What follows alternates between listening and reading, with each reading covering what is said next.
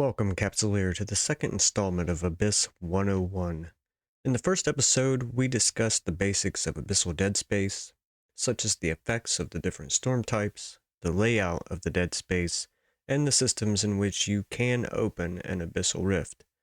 In case you're new to the Abyss and missed that episode, I will pin it here so that you can go and check it out. I would recommend beginning the Abyss 101 series on episode 1, but to each their own.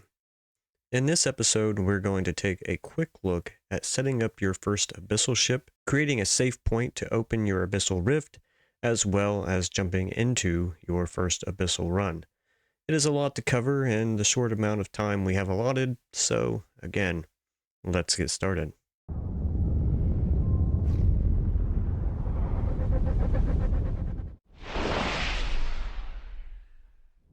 When it comes to finding a good, proven fit, there are several wonderful resources available to you. You can start with a simple Google or YouTube search, or be more direct by checking out some of the fits on websites made by some of the wonderful EVE partners, such as EVE Workbench or Abyss Tracker. There are many wonderful fits available. For this video, we are going to go with the most simple process for finding a good beginner abyssal fit. We're going to look inside of the in-game fitting browser at some community-created, CCP-approved starter fits. Here you can find an abyssal frigate fit for each empire. For this video, I'm going to go with the Mimmator Breacher, a ship that I have yet to actually fly in the Abyss. Once you have chosen your fit, simply come over and click Buy All, then click Buy once you see that all the modules are available where you are. Then click Fit Ship. Now select a name for your ship, and then click on Fit Ship once more. You may want to ensure that this option for Fit Rigs is selected, but if not, you will have to go into the fitting window and manually equip your ship's rigs. Now that I have my ship fitted, there's a couple more things I like to do before I even pull out of the station, and that is load the weapons as well as grouping them together. This is easily done in the fitting window. Simply click Group All Weapons here, and then open your cargo and drag your ammo onto the ship like so.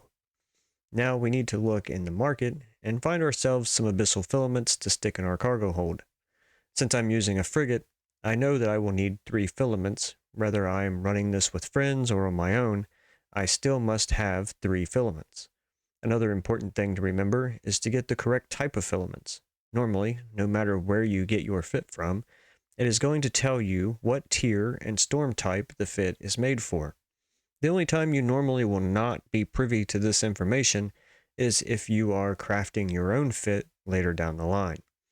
This particular ship was listed for Tier 1 Darks, but since we are new to the Abyss and to this ship, I will pick up several Tier 0 Dark filaments to try it out in. I do advise that a Capsuleer starts in a low-level tiers and work their way up as their skill and knowledge grows. Otherwise, it can become very frustrating. Remember that EVE is a long-game MMO, therefore getting rich quick is typically not a good strategy for beginners. So now, with 6 filaments in the cargo bay, it is time to set out and find a good system to set up our safe spot. In the last episode, we discussed how finding a large system where you can put a bookmark outside of scanner range of any celestial or gate was important. In this installment, we are going to look more in depth at how to actually create that safe spot. The system I'm going to use as an example for this class is Tiana Suave, a system so vast that it is often cursed by those who must travel through it at any regular interval. For the most part, it is a peaceful ice harvesting system. However, like all similarly peaceful outposts, it is frequented by pirates looking to prey on the unexpecting inhabitants. Luckily for us, high-sec pirates are typically lazy, looking for an easy kill, not so much wanting to scan down specific ships. So as long as we can keep our abyssal rift off of their directional scan, we have less of a chance of being ganked upon our exit. We are going to start out by opening our map. If your map doesn't look like mine, you can pop it into a small movable screen by hovering here and choosing floating. You can then size it down to your liking. This will be valuable and convenient for probe scanning as well. Now we want to locate a spot on our map where we can reach by warping from one spot to another that will be out of scanner range from most other spots on the map. A spot such as right here where I already have a save spot. We're going to put one right here between the Majiko gate and this structure. So let's go ahead and pull up our save location menu by pressing Ctrl and B at the same time. You can name this spot whatever you would like, but I'm going to name it Abyss Spot. We want to make sure that the expiration is set to never, even though you should create new spots periodically. Now long click on your destination and choose Warp to Within. When your current location is where you want your safe spot, hit Submit. Now to find that saved spot, press 1 and it'll bring up your location list. You can pop out your system location list by clicking here, and you'll get a handy little window on screen. I keep mine up here at all times, as it is handy for all sorts of activities, including low-sec roaming.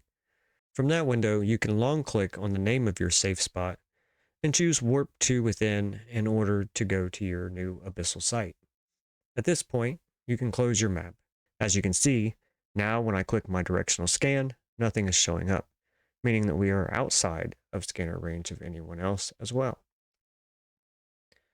Now we are ready to jump into the abyss, but there's one more thing to do if you're running a frigate or a destroyer.